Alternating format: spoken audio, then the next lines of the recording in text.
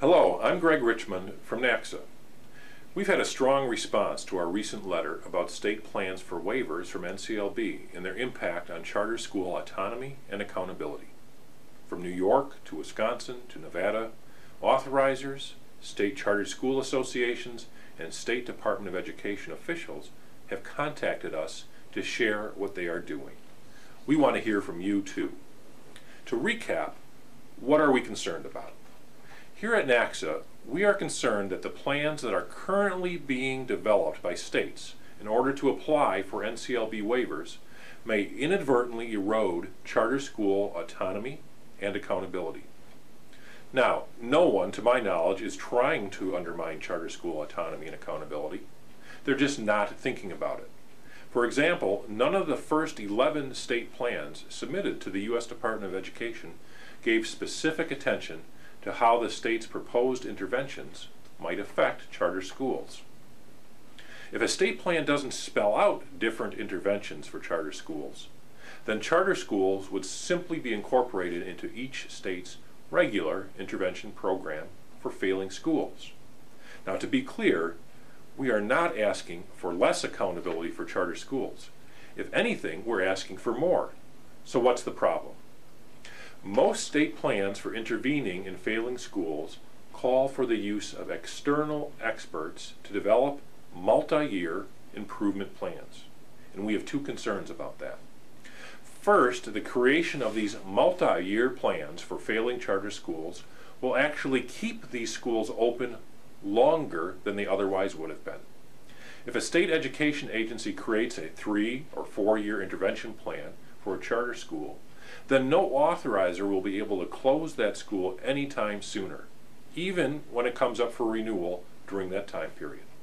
So our first recommendation is to make sure that your state NCLB waiver proposal does not impose a multi-year intervention plan on charter schools that extends beyond the term of a school's charter. Our second concern is that the very nature of these plans will undermine the whole idea of charter school autonomy, because they are created by external consultants and imposed by the state.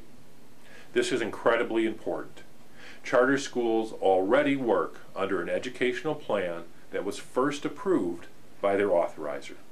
The educators and staff at charter schools have a sense of ownership of these plans, and externally imposed plans eliminate that school-level control that is so essential for success.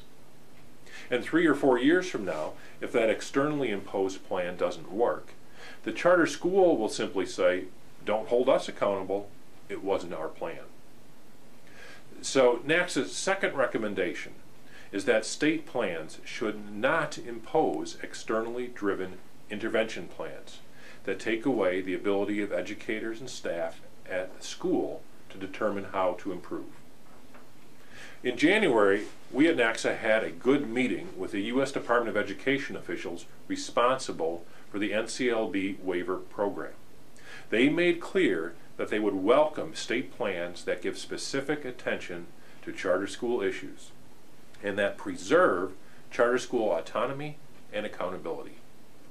Now it is up to state education agencies to work with authorizers and charter schools to get this right.